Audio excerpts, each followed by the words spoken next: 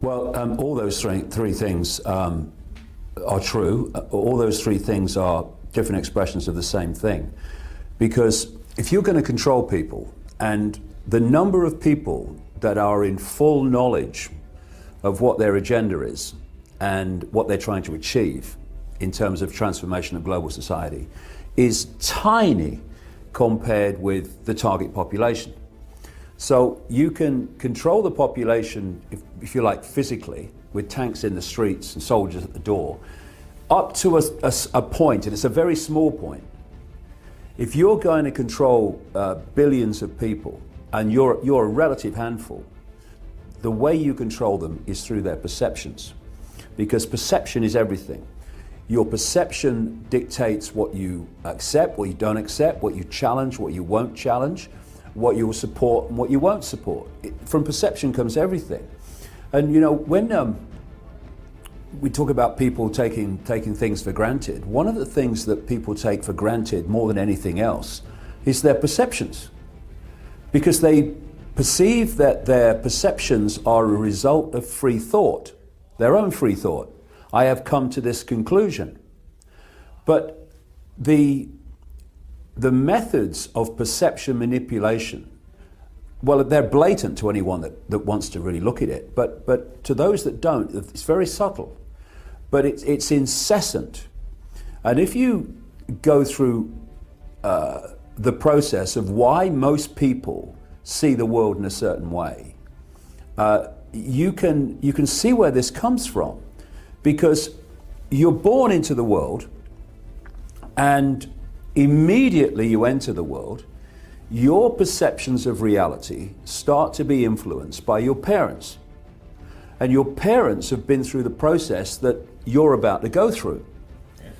Then, and you know, it's like people accept things because they've always been like that. So this is how they are, this is the norm. But when you take a step back and look at it from a bigger perspective, the speed with which a child comes into the world and then hits the school system is extraordinary and getting smaller. And so very soon after you enter this world, you find yourself sitting at a desk with an authority figure representing the state in front of you, a teacher, telling you when you have to be there, when you can leave, when you can speak, when you can go to the toilet. In other words, now you're entering that stage of conformity to rules, which is designed to take you through your entire lifetime. And also these teachers are telling you what is and what isn't, what's possible, what's not possible, the state's version of history, the state's version of reality, everything, science. And then you go through this process at least 5 days a week for your childhood. And then you go up into college and university, and you go on to another level, but it's a continuation of the same thing. And then, at the end of this whole process, which is in effect 15, 16, 17, 18 years of a perception download of reality, you take this perception of reality out into the adult world.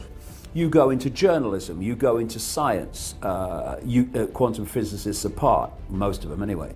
You go into medicine, you go into politics, you go into corporations, and you take, and like I say, the media, journalists, and you take with you into these institutions this core programming of reality, this core download.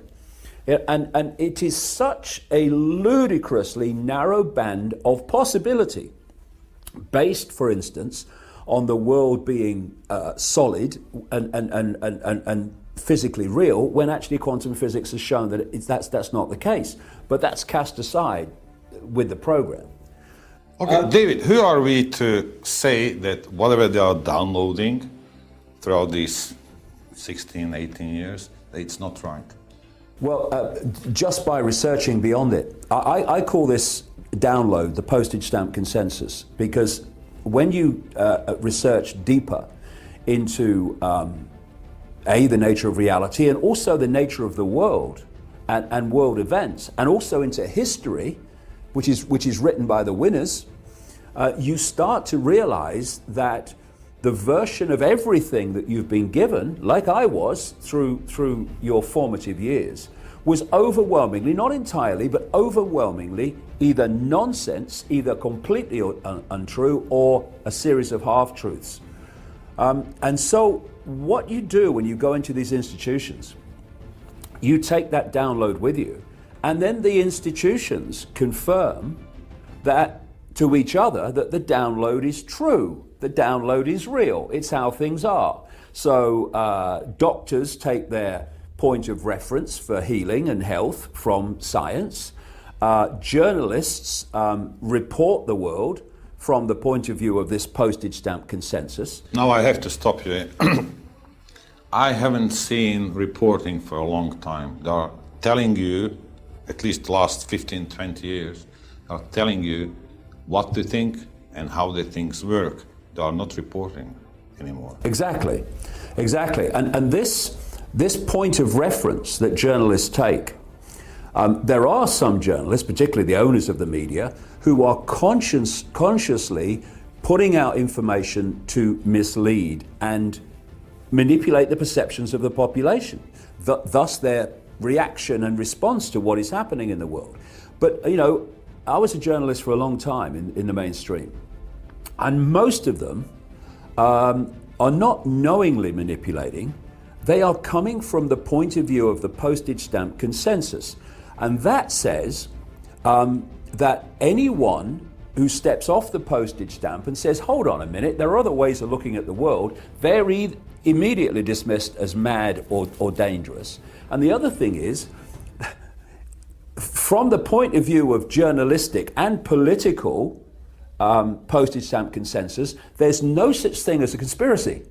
Now, when you look at the definition of conspiracy, it is merely two or more people coming together to conspire illegally to against cause, someone else. Yeah, and to create a conclusion. So on that basis, the world is drowning in conspiracies.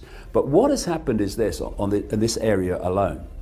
In the 1960s, after the Kennedy assassination, followed of course by Malcolm X and Martin Luther King and Bobby Kennedy, in America and wider afield, people started to look at this and say, hold on a minute, this is connected. What's gone on? What's behind this? They were saying the idea that Kennedy was shot from behind from the book depository when his head was clearly on the Zapruder film, shot from the front, and he recoiled backwards. And Jackie Kennedy tried to get out of the back of the car because she knew where the bullet had come from. She wasn't going to head towards the bullet, was she? So these things were obviously being questioned. So what the CIA did, and the documents exist to prove this, is that they, shall we say, encouraged major media outlets in America to use the term conspiracy theory and conspiracy theorist to discredit those people that were questioning what obviously needed questioning. And still today, and you will have experienced this, I'm sure, when I was in Australia, I was in the mainstream media a lot in Australia. And again, it was like, but you're a conspiracy theorist. All these decades later, the mainstream media is still using the term that the CIA brought into widespread use. It's the same use. in Central Europe. Yeah. Because they still hope that once they label you, that you will walk away. Yeah. That's the whole idea behind it.